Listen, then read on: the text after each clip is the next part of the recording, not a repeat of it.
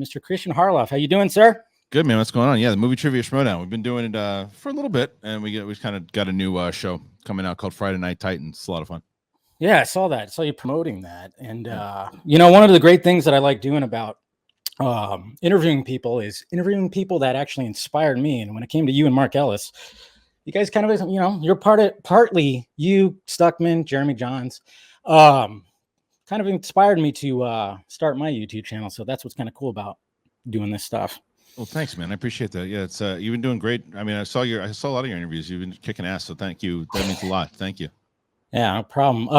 And I always like to get everybody's origin story when it comes to their life on YouTube and everything. So how did all that start for you?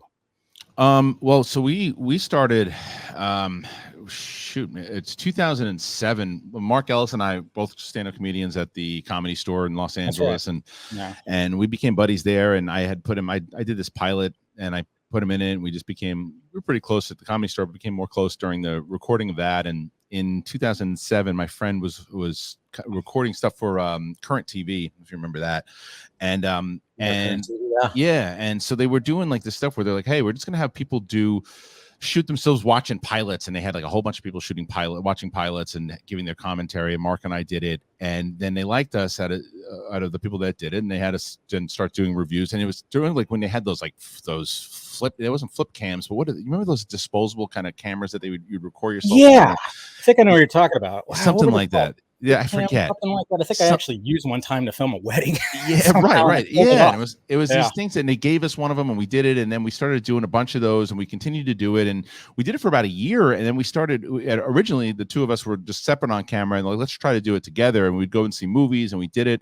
Yeah. And then we had this whole deal with Rotten Tomatoes that we were going to do with Current, and it looked like it was going to happen. It kind of fell through, and once we left Current TV, I was like, what do we think about doing it on YouTube? And Ellis is like, I don't care, let's just do it. And at the time, there were like, because now everybody either reviews or talks about movies or does reactions. Saturated now, right?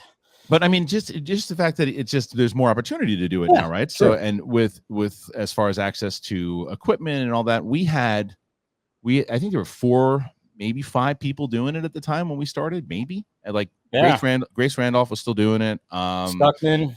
No, Stuckman was not around yet. Wasn't doing it at the time. Jeremy Johns wasn't even around yet. Oh, wow. So it was us. It was so Double Toasted at the time were called Spill.com. Okay. And Fury the Film Fan was somebody else too that was doing it. And it was really limited. So we just started doing it, and like late 2008 started building up the channel, and the rest is history. Rest is history. And then it just kind of went from there. And I mean, it was nice to see you guys had a little reunion stream the other day, talking about the Obi-Wan trailer. And I actually do want to talk about that a little bit too, because I know you're a big diehard Star Wars fan. But so after that, I mean, you were working with like Collider, and then you kind of went off on your own thing now. Yeah. And when it comes to the Big Thing podcast, is that just that's fairly new, right?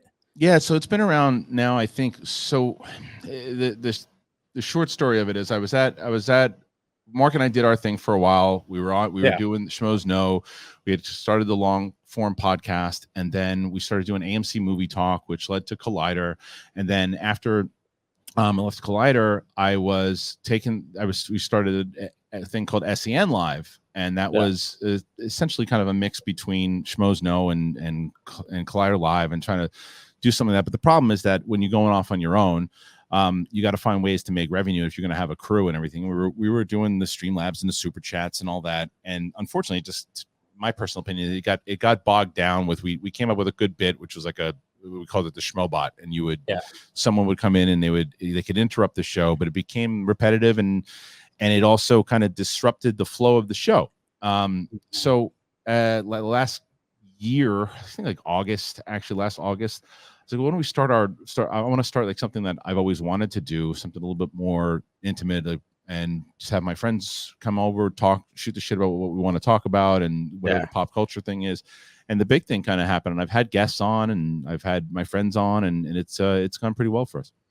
Yeah, I mean, there's something about like, especially now, after the pandemic happened and everything, and just having just talking with people like in this setting, the technology's there. So we're able to just, I like reaching out to people. Like I said, I mean, I have my panel of friends that I usually have on Friday, and, we're drinking, shooting the shit, and just talk about the things that happened during the week. But, it's also cool to have guests on too, and just kind of get their perspective on things, and especially people who've been around all this kind of stuff in YouTube. Which is which is what's cool about what, like you said, it's all about, I find myself where, I was just doing videos of certain things, and then I started doing live streams, and then you started doing discussions. You're always constantly trying to be like, all right, what's gonna be the next thing, or how can I keep it fresh? I mean, that's got to be the ultimate challenge. And I'm sure, doing your channel and the new podcast, I mean, that was a new kind of challenge for you. And also too, when it came to you and Mark Ellis, I enjoy Mark now on there, but you used to go on to the Heidi and Frank show. Yeah, so I was on the Heidi and Frank show for quite a while, and Mark and I together were, and then it's funny, the exact same thing happened. It's just an opposite, and basically the two of us he and I lived very close to each other at one point, and so we would go every Thursday morning. We would drive out there, and we would do the show together. And then he moved north, a little more north, and I lived closer to the studio, so I did it every Thursday, and I did it for like 2 or 3 years. And then they moved north, and now he does the show every Thursday, and I can't drive. I can't get there early.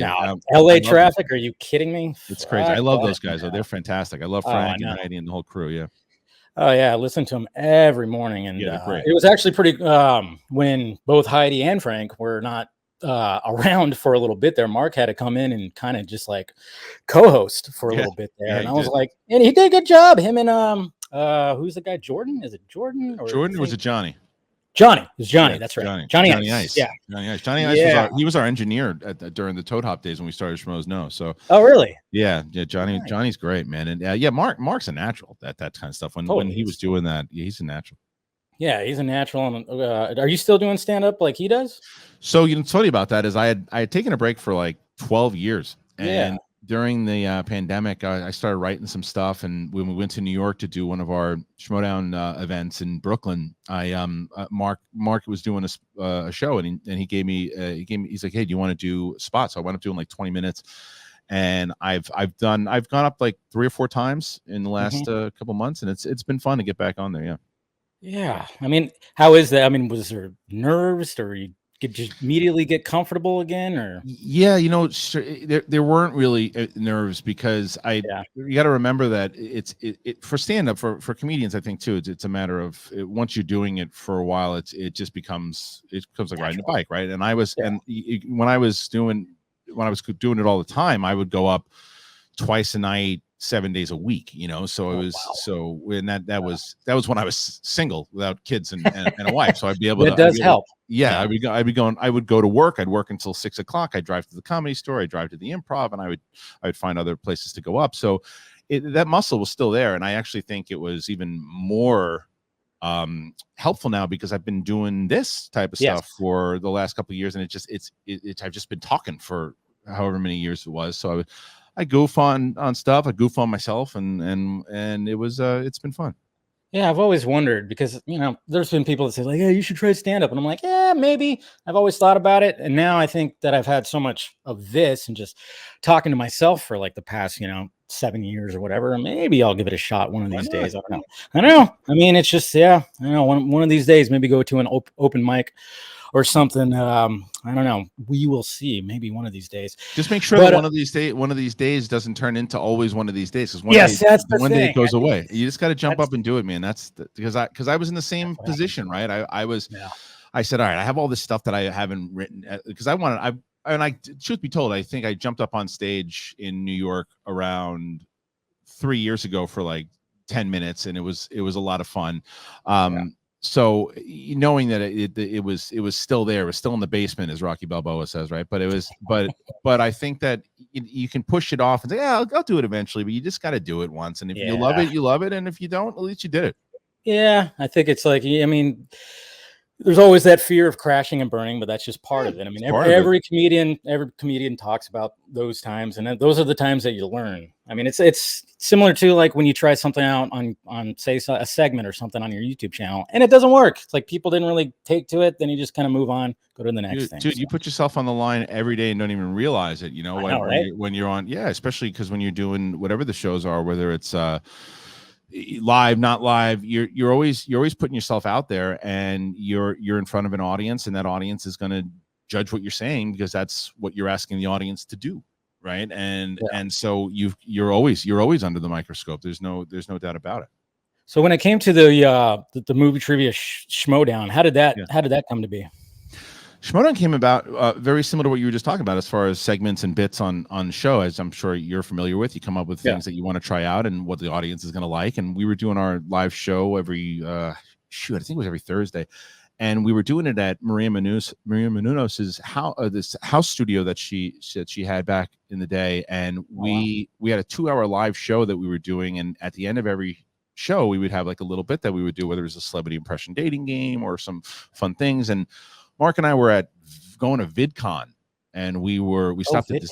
Yeah, we stopped at this pizza place, and we're like, what if we did like a movie trivia tournament and just called it like the ultimate Schmoedown? And we had like 16 people, and they competed against each other, and then the winner would get we had like this big WCW like championship belt that Maria Menounos got us, and it was great because Katie Sackhoff was involved in it, and Bonnie Somerville, and we're like, let's do it. So we did it. We had fun. The audience loved it, and then we did it again a year later. But we did it with teams, and we opened it up. We asked people from like Nerdist to come on, and IGN, and Rotten Tomatoes, and Screen Junkies, and we did like a whole thing. And then we got to when we started at Collider. And I was like, well, what if we change this up a little bit? Instead of doing it every year, we did it like the UFC, or we did it like WWE, and we did like it's weekly.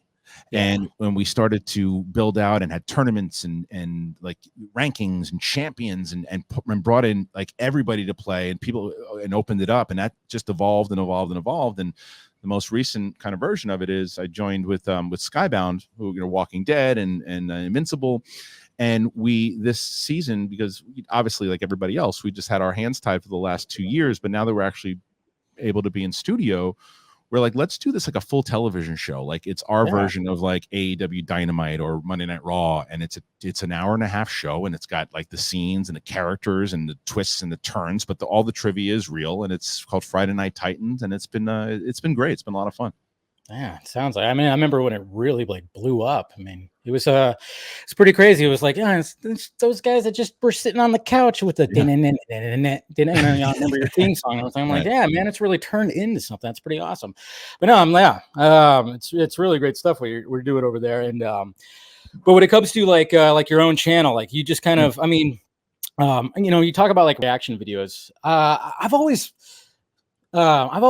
tried to be like, okay, I'm going to react to a trailer. And I normally do when it's a big trailer, but I always kind of find myself because there's some reaction channels that they are just so animated. And so just, oh my God, I feel like I can't get to that animated because I'm too busy watching the trailer. Do you ever have any problems with that too when you're doing a reaction? I'm the same as you. Like I've had people say to me like, you're not reacting. I don't seem like you really. I'm like, dude, I'll throw a couple things out there that I'm thinking about, but like I'm not gonna be, oh my God, did you see, oh my God, no, I mean, let's go. If I'll do a fist pump or something. Like when I was watching the Obi-Wan trailer, I got pretty pumped when I saw young Luke. I was like, oh, there he is, like, and then that's how I won't, and I'm not saying that maybe people do, maybe people don't, but I'm fabrication and stuff that I'm.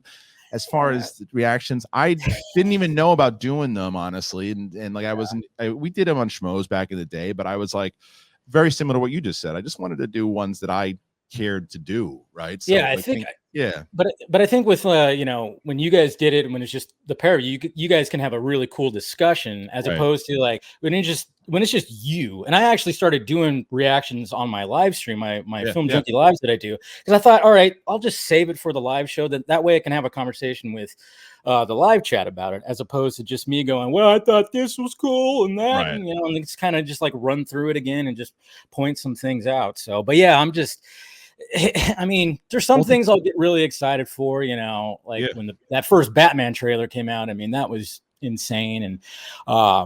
And there's certain trailers that will get me like that. But yeah, it's just I find myself to be like, I'm more focusing on what am I seeing here, as opposed to just like, it almost seems like some of these guys are down in like 5 Red Bulls before, and they're so amped up, and it's like, Jesus Christ. Yeah, they're also a lot younger than me, Yes, so it's like, that too.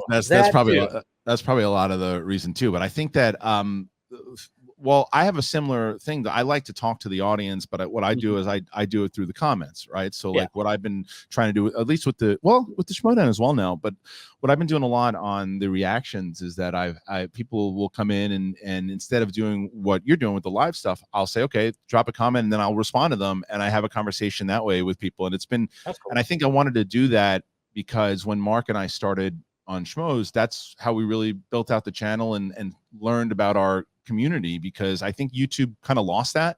I think that when YouTube first started, YouTube was very connected to your audience and the community, and that's what it was about. And then it just, I don't know, somewhere along the line it was lost. And I think that that's what I wanted to do. It's a good problem to have. It's been a little harder to keep up with all the comments on some of the videos, but I go back in and I'll respond. I'm getting on a plane in the not too distant future, and I plan to just really dive in and do as much as I can on that plane. It's a good place to do it. Yeah. Catch up on all that. That's cool. But speaking of the Obi-Wan trailer, now let's talk a little bit about that. I know you and Mark talked about that, and I was listening to you guys. I mean, first off, overall, how excited are you for the series? I've been more excited about Obi-Wan when it was going to be a movie, whether it was going to be a series, because I think it is the best possible material to link everything together, especially like the original trilogy and the prequels. But now, since they've had a little time to marinate it on, even a little bit more, and now because you're going to have essentially between a 4 and 6 hour movie, and you can even tie in Rebels and all this other stuff and the lore itself. So I'm the most excited for, I think, since maybe even before, I don't know, because I think it's a little jaded now too, because what comes after Force Awakens. So now when you watch Force Awakens, you're not as excited as you were, but don't forget how excited you were when Force Awakens was coming out. Very true. But I think that I don't know. I think that I might be even more excited for this than I was. That trailer was just out of control. It was. I mean, there was just those Leonardo DiCaprio and Once Upon a Time Hollywood moments where you're pointing up, there's Luke, up there's, you're doing that, which is great. But what did you think about Boba Fett though? Like, were you a fan of the Book of Boba Fett? Because I know it kind of, I mean, it's obviously we all love Boba Fett, and when he got introduced in Mandalorian, it was like, all right, cool, he's going to do his own thing. They teased it, and then it started off, and some people were kind of like, okay. And then all of a sudden, it kind of took that left turn of like, well, we got Luke. Hey, you remember Grogu, and Ahsoka's here. So what were your overall thoughts on the series? So I understand with that series, I understand a lot of the gripes and the criticisms that come with it, right? For sure. I enjoyed watching it because I still think it's better than the movies, because the new movies, because I think it's still, there's still a plan that's involved in all of it, and it ties into the overall kind of grander, kind of shared universe. I know it definitely feels more like they have a plan than the sequel trilogy. 100%. And you can make the argument that, well, all of Star Wars is tied together. Yeah, but they're clearly tying all their stuff together in TV, and that's what the purpose of those two things were. But I think the problem that I had with Boba Fett, like let's compare like the Batman, right? The Batman, when you look at that trailer, everything that they promise you that tone of that movie is going to be in that trailer, they deliver on. They deliver on it. Like you see it and you go, okay, this is going to feel like a Fincher movie and a detective story, and that's what it feels like. Whether you think it's too long or whatever it is, it doesnone matter, because what they promised you, they gave to you. That's not what Boba Fett did. Boba Fett in that trailer said, "Oh, everyone's, what were they saying? It's going to be The Sopranos, and it's going to be this gangster story." And people are like, "Well, what do you expect?" But and the argument that I heard was, "What do you expect? It's Star Wars." Yeah, but if you look at the end of Mandalorian season 2, he goes in and just whacks Bib Fortuna, shoots him right dead. That Boba Fett is non-existent in the series. No. And you're like, well, he went through some stuff with the Tusken Raiders. Yeah, but he had already gone through all that.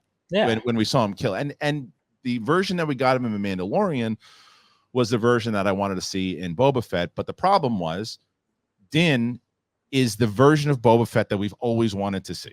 And now you've got two versions of that. And it's like, well, and they wanted to give him an angle. And unfortunately, both Ming-Na and Wen and Pedro Pascal are way more engaging than Tamora is, unfortunately, in his own series. That is what suffered with that, because I mean, and then I know there was a lot of people that were talking about the whole helmet thing and how like a lot of the times he's just kind of holding on to it. And I wonder if there was like, because of the fact that the Mandalorian, I mean, their whole creed is the fact that he can't take it off. So when like you had those moments where he did, it was like intense moments, like specifically that episode with Bill Burr. My God, I fucking love that. Oh, so good. Jesus Christ, that intense scene right there. But so do you think that had like maybe something to do with it too? Is the fact that there was like a lot of times where he's literally just holding it on, like he's posing it at a NASA picture and just holding on to his helmet. Yeah, well, they kept telling, and I think Tamora had a few interviews where he wanted to put it on. He wanted to put it on more. But I think because they had just done that, what you said inside of your point with Din the whole time is that they try to differentiate it as much as they could. But I will say there was a lot of stuff that I did like, and there were a few. The problem was, I think, and a lot of people give Robert Rodriguez shit for his episodes, and I get it. But if you look at his episode of The Mandalorian, it was one of the best. Like when they reintroduced Boba Fett, like it was done really well and hardcore. The problem was that I think that what a lot of times, and this is the risk when you take very established directors and you put them in these things, is that Robert Rodriguez, you saw a little bit of his style blend into Mandalorian, but it was a nice blend. In the episodes that he did in Boba Fett, they overpowered the episode, like the Spy Kid stuff, and there was a lot of tones where it almost looked like Alita Battle Angel inside of Tatooine, and it was weird, and it reminded me of like Batman Returns. Like in Batman 89, you have a nice mixture of Gotham and what Batman is, plus Tim Burton. And in the second movie, it's all Burton. It's all Burton with like a splice of Batman. Oh my God. I always say that to people too. And I'm like, that's why like I actually prefer Batman Forever over Batman Returns. And some people are like, are you serious? I'm like, come on. There's just something about Batman Forever that just speaks to my little kid heart. Yeah. But you're absolutely correct. I always say like, you know, it was such a success and it was a good blend of some Burton and then, you know, the way that they were trying to be as dark with it and like some Dark Knight Returns aspects in there too, with like the architecture and all that stuff. But then the second one was like, it was all Burton and Gotham was in a fucking snow globe. Yeah. Yeah, it's true. And I think that's ultimately why. And it didn't necessarily lose money, but it made less than 89. So that's when they went the other route. Yeah. But anyway, Rodriguez did that with his style. And I think that it overpowered Boba Fett, and that's when I think people were so, and I understand the criticism of that Boba Fett wasn't even in his own show, and Din had to save the show for 2 episodes. Yeah, but we got some great Star Wars stuff in those 2 episodes. You can't complain about that. I mean, especially I mean, when it came to seeing Luke again, and you know, there was all that a little bit of backlash, not a lot of backlash, but when we actually saw young Luke, and it kind of looked a little weird, and then all of a sudden they're like, somebody deep faked it, and then they straight up were like, hey, no, let's hire that guy. He knows what he's doing. Shamook. Is that what his name is? Shamook. Yeah, he's a YouTuber. That's right. Yeah. That's crazy. Like how, I mean, because then it was like flawless. I mean, obviously they showed what the actor looked like, and he does look like a young Mark Hamill, but not fully. So I think just kind of tweaking little things here and there. And I think, you know, I remember you and Mark were talking about, when it comes to Anakin coming back, I mean, obviously we have Darth Vader, and a lot of people are kind of wondering about that because we are definitely going to get another fight. And, a lot of people going, well, no, they were not supposed to. It's supposed to be in the New Hope that they were supposed to have this fight. But I think you kind of feel the same way I do. I think they always kind of left it where you never know how many times that they kind of cross paths before, right? Yeah, well, I think they set it up pretty well with Revenge of the Sith, where Obi-Wan, and this is the conversation that Mark and I had on the show, is that Obi-Wan is going to Revenge of the Sith. He's not going there to try to talk Anakin and think that Anakin still has good in him. He's going there to kill him. Like he tells him, he tells Yoda, I don't want to go. And he's like, you got to go. And he goes there to kill him. And once he has one conversation with him, he knows he's done. He doesn't try to talk him off the ledge. He's like, okay, you're this guy's far gone, and he fights him. And he lets him burn, and then Padme says to him on the table as she's dying, she says, "There's still good in him." And now at that point, you think Obi-Wan thinks that he's dead. He's got to snap out of it and realize that Anakin's not dead. And then at that point, he probably has the realization, okay, Padme thinks there's still good in him, so maybe I got to go try to figure it out. And then that leads to that conversation in Return of the Jedi when Vader then says to Luke, "Obi-Wan once thought as you did." Yeah. Yeah. See, it makes sense. It makes sense. And are you kind of worried though? Like I think it was kind of revealed, when it came to the Obi-Wan series, that there was like reshoots because they were thought like the story was a little too bleak or whatever, and apparently maybe Darth Maul was going to make an appearance at one point. It was debunked depending on how much. Was it debunked? Okay. Well, it depends. Pablo Hidalgo had said I think he tweeted out and said it's utter bullshit, right? But I mean, that's also a Lucasfilm employee who is going to say, but why be vocal about it if it's not? I don't. It just doesn't make sense why Maul would be in this show with all the stuff that they set up with Rebels. And then especially that Filoni is so involved. I know he's not necessarily a producer on this show, but you're still going to consult with him, especially Deborah Chow. And it doesn't make sense that they would do that at all. Plus the fact that he was doing all this Crimson Dawn stuff at the time. So I never thought that Maul should be anywhere near it. But as far as the reshoots and all that goes, no, it doesn't make me nervous about it, because I think that's the creativity and the beauty of a television show is you can regroup a little bit and have the time that they had during the pandemic to say, okay, we have the creative minds that are working on these shows, and these are the shows and the episodes that are working well. Let's kind of regroup a little bit, talk about it, what's the best direction that we want to go with it, and let's do it. Because what you don't want is a rushed product. Like, look what happened when they rush out movies, and instead of taking those 3 years, 4 years, they rush them in 2, and then it feels rushed. It feels like there's no plan, and that's an issue. I never have a problem with delays and understanding. If you can look back and say, hey, maybe that isn't necessarily working, let's step back, because the trailer looks pretty sweet. So if they can deliver and give us unlike what they did with Boba Fett, as far as this looks what this is what it is, I think that they could stick the landing. I think they can too, and that's what's kind of cool about what's happening now with streaming is, I mean, we got all these Marvel shows, we got obviously Star Wars shows, and Star Wars is killing it when it comes to streaming, and then even DC is trying to be like, all right, let's try to do our thing. I mean, let's face it, DC is kind of like, what do we do? And now they just had the Batman, which is, of course, it's a hit, and they're going to be spin-off shows. You think that's like you think that this is pretty much where we're going to be in the space of it now? Is like, have the big movies, have it all, people show up, and then just kind of everything just spin off and whatever. 100%. If you have the IP with the right characters and people came in. Look, I mean, I didn't before the movie came out, and like, Colin Farrell is one of my favorite actors. I think he's one of the most underrated actors out there, and I think he's getting more props now. But he's everything he's in, even if it's a terrible movie, he's always Watch the Lobster. He's phenomenal. Yeah. He's a really, really great actor. But when they announced that they were going to do that, or they were thinking about that series before the movie came out, and I was like, okay, it's Colin Farrell, so I'm in my head, I'm like, do I care about a Penguin series? And then I saw the movie, and I'm like, hell yeah, I care about the Penguin series. I'm like, holy shit, do I care about this series? I'm like, I really want to see how they do it. And now that I'm pretty sure it takes place after, because it was like conflicting reports. There was one report that it was a prequel, and then Matt Reeves made it seem like it was taking place after the events of the movie. It's probably going to be a little bit of both, maybe some flashbacking, I would say. That's probably what's going to happen. Yeah. So to answer your question, like, I think that's exactly, that is the strategy to do. And people give me shit sometimes, and people agree with me with it when I say that Star Wars, I get that people love the movies. I just see that the film division as it is right now is still kind of scrambling as far as what to do, how to do it. Let's get this director. You in?